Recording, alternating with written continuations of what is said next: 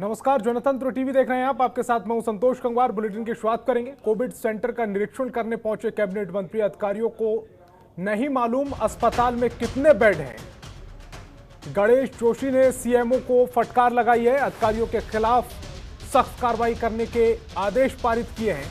राज्य में एक और सरकार कोविड काल में बेहतरीन सुविधाएं और नए अस्पताल बनाने का दावा कर रही है, लेकिन राजधानी के Covid care centre Maharana Pratap sports stadium में अधिकारियों को यह भी नहीं मालूम है कि अस्पताल में कितने बेड हैं, ऑक्सीजन बेड हैं या फिर नहीं, आईसीयू है या नहीं, ये तक नहीं पता है। दरअसल मंत्री गणेश जोशी राजधानी के सभी विधायकों के साथ 30 आईसीयू बेड वाले कोविड केयर सेंटर का निरीक्षण करने गए थे, लेकिन मौके पर एक भी आईसीयू बेड नहीं मिला।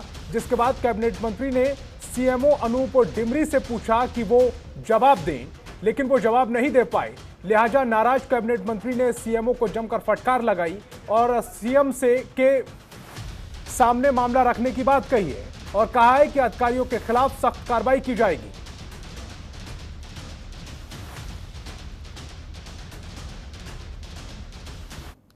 अधिकारी गलत जानकारी जो है ऊपर दे रहे हैं तो अभी फोन कर लेना, और सरकारी धन का सीधा सीधा मैं कहूँगा दुरुपयोग यहाँ पर हो रहा है। जिस चीज़ की आवश्यकता नहीं है वो काम किया जा रहा है। जब यहाँ के जो इंचार्ज हैं उसको यही नहीं मालूम कि आज हमारे ऑक्सीजन बेड कितने हैं या आईसीयू बेड कितने हैं। जब मैंने सीएमओ से बताया कि उसने कहा साहब आईसीयू बेड तो यहाँ पर है ही नहीं, तो इनको वो जानकारी नहीं है कि जिस काम पर वो लगे हैं उसकी क्या स्थिति है। ये बहुत दुर्भाग्यपूर्ण है। और देहरादून से हमारे संवाददाता पंकज गहरोला फोन लाइन पर जुड़ गए हैं। पंकज, बड़ी हैरानी की बात है कि सीएमओ को खुद नहीं पता कि कोविड केयर सेंटर में कितने बेड हैं, कितने ऑक्सीजन बेड हैं। ये आज बड़ी घटना हुई है जब गणेश जोशी जो यहाँ के कोविड के प्रभारी मंत्री हैं वो रायपुर स्टेडियम जो कोविड सेंटर है वहाँ पहुंचे और उनके साथ जो देहरादून के विधायक हैं, रायपुर विधायक उमेश शर्मा काव हैं, धर्मपुर विधायक विनोद चमोली थे, खजान दास थे जो राजपुर रोड विधायक है, और खुद गणेश जोशी भी देहरादून के ही मसूरी के विधायक है। ये निरीक्षण करने पहुंचे क्योंकि अभी कुछ दिन पहले मुख्यमंत्री तीरथ सिंह रावत भी वहां गए थे और ये हुआ था कि वहां पे 30 बेड का आईसीयू बनाया जाएगा। लेकिन जब वहां पे आज ये सब निरीक्षण करने गए तो वहां पे स्थिति बिल्कुल अलग थी, क्योंकि अधिकारियों को पता ही नहीं था कि वहां पे कितने बेड लग चुके हैं, कितने आईसीयू अब तक तैयार हो चुके हैं, कितने ऑक्सीजन बेड अब तैयार हुए हैं। और तमाम जो विधायक है उन्होंने भी सवाल खड़े किए, क्योंकि विधायक भी लगातार जो अधिकारी से वहाँ पे स्वास्थ्य विभाग के अधिकारियों से या फिर जो वहाँ पे प्रभारी उनसे फोन में पूछते कि कितने बेड है, तो उनको गलत जानकारियां वहाँ पे दिखती थी। लेकिन अब यहाँ पे जब खुद आज स्थलीय निरीक्षण हुआ तो वहाँ कुछ और ही नजर आया। आईसीयू वहाँ पे तैयार नहीं हुए, केवल बेड लगे हुए हैं, ऑक्सीजन बेड जो है वो भी प्रॉपर तैयार नहीं है।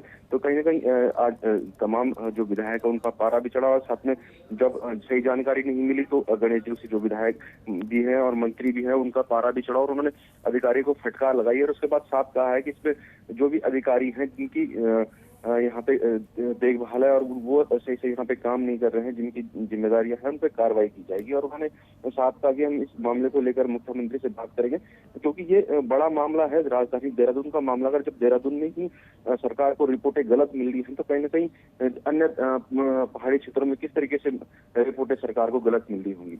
जी पंकज, ठीक है, अधिकारियों को इसकी जानकारी नहीं थी, लेकिन सरकार का कौन सा नुमाइंदा इसकी देखरेख कर रहा था और उसको कितनी जानकारी थी?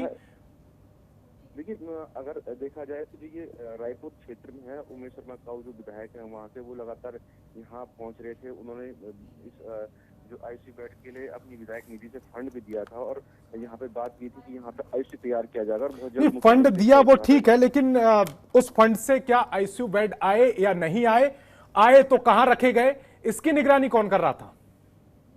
बिल्कुल, यही संतोष अब जांच का विषय बन चुका है कि आखिर ये जो कहा गया है कि जो स्वास्थ्य विभाग को यहाँ पे 70 लाख रुपए लगभग मिले हैं वो कहाँ खर्च हुए हैं, क्यों आईसीयू बेड तैयार नहीं हुए। अगर आईसीयू बेड के जितने आवश्यक उपकरण थे वो पूरे प्राप्त नहीं हुए तो कहाँ गए, फिर उसका इतना पैसा कहाँ खर्च हुआ है, तमाम चीजों को लेकर आज ये एक बड़ी बात सामने आई कि आखिर फंड खत्म हो कहाँ रहा है। अगर 30 बेड का आईसीयू है तो उस आईसीयू बेड कहीं तैयार ही नहीं थे, केवल बेड वहां पे पड़े हुए हैं, केवल बेड से केवल आईसीयू बेड को आप नहीं जज कर सकते हो। तो साफ है कि कहीं ना कहीं ये लापरवाही है, और लापरवाही किन की है इस पे नकेल कसना जरूरी है। और क्योंकि अब ये बात मुख्यमंत्री आवास तक जा रहा है, तो कहीं ना कहीं अब देखना होगा कि क्योंकि जो मुख्यमंत्री है वो खुद स्वास्थ्य मंत्री भी हैं, तो वो अधिकारी पे क्या कार्रवाई करते हैं, या जिम्मेदार जो प्रतिनिधि है जिसको ये जिम्मेदारी दी थी उस पर क्या कार्रवाई करते हैं, ये देखना होगा।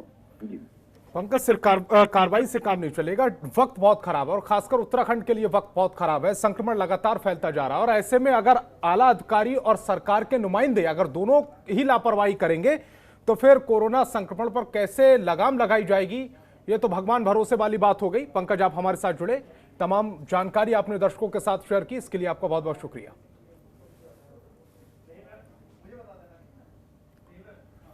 प्रदेश में कोरोना टीकाकरण की धीमी रफ्तार को लेकर उत्तराखंड कांग्रेस ने राज्य सरकार को चिट्ठी लिखी है और सरकार से टीकाकरण के लिए महायोजना तैयार करने की मांग की है।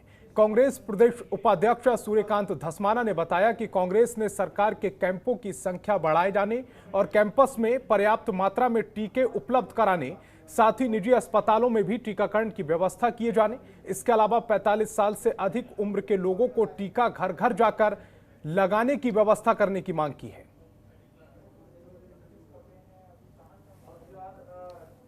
कांग्रेस ने मांग करी है कि राज्य में जो टीकाकरण चल रहा है उस टीकाकरण में कुछ सुझाव कांग्रेस के हैं।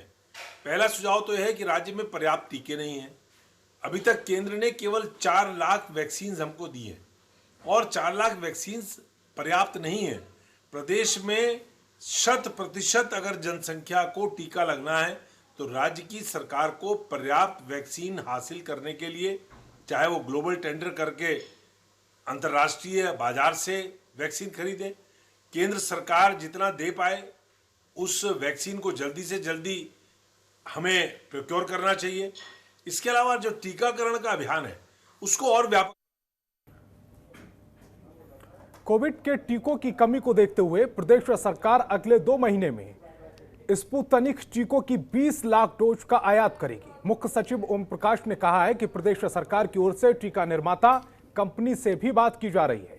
स्पुतनिक टीके के आयात के लिए तकनीक समिति का गठन करने के बाद धन की व्यवस्था कर ली गई है।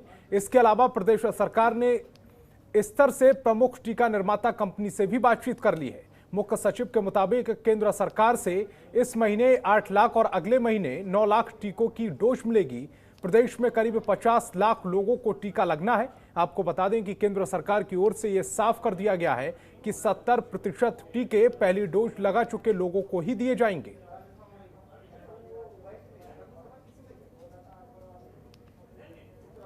राज्य सरकार ने यह निर्णय लिया है कि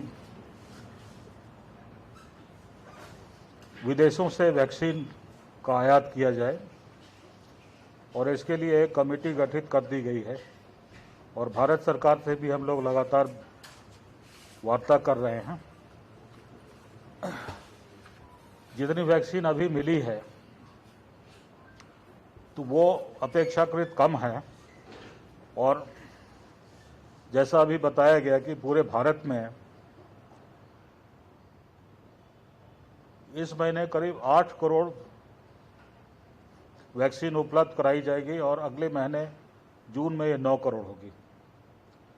तो हमें जनसंख्या के हिसाब से करीब 1% वैक्सीन मिलती है, तो 8 करोड़ में हमें 8 लाख वैक्सीन मिल पाएगी इस महीने और अगले महीने हमें करीब 9 लाख वैक्सीन मिल पाएगी।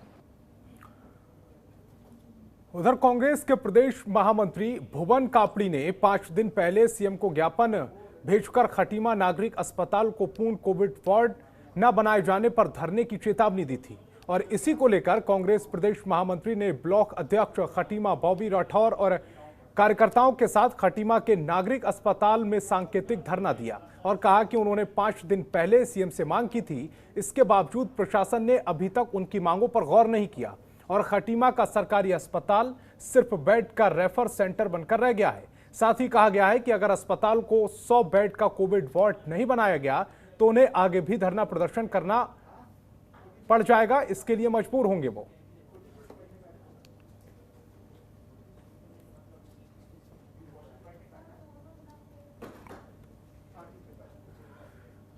पुलिस महानिदेशक उत्तराखंड द्वारा बेसहारा लोगों की सहायता के लिए मिशन हौसला अभियान चलाया जा रहा है और इसी के तहत ऋषिकेश में कोतवाली पुलिस ने 25 महिलाओं को एक एनजीओ की सहायता से राशन किट बांटी है।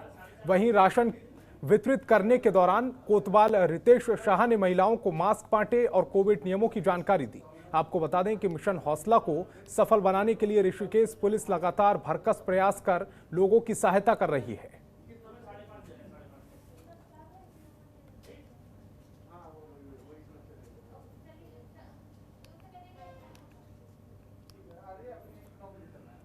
टिहरी में कांग्रेस नेता आकाश कृशाली कोरोना काल में लोगों की मदद कर जरूरतमंदों को राशन वितरण कर रहे हैं। इसके अलावा लोगों को अस्पताल भी पहुंचाने का प्रयास कर रहे हैं। वहीं इसको लेकर कांग्रेस नेता ने कहा है कि कोरोना महामारी में उनकी पत्नी और कार्यकर्ताओं के द्वारा लोगों की मदद की जा रही है। साथ ही उन्होंने कहा कि संकट के समय में सभी जनप्रतिनिधियों को जनता की मदद करने के लिए आगे आना चाहिए। उन्होंने जनता से भी कोरोना महामारी के दौरान हिम्मत बनाए रखने की अपील की है।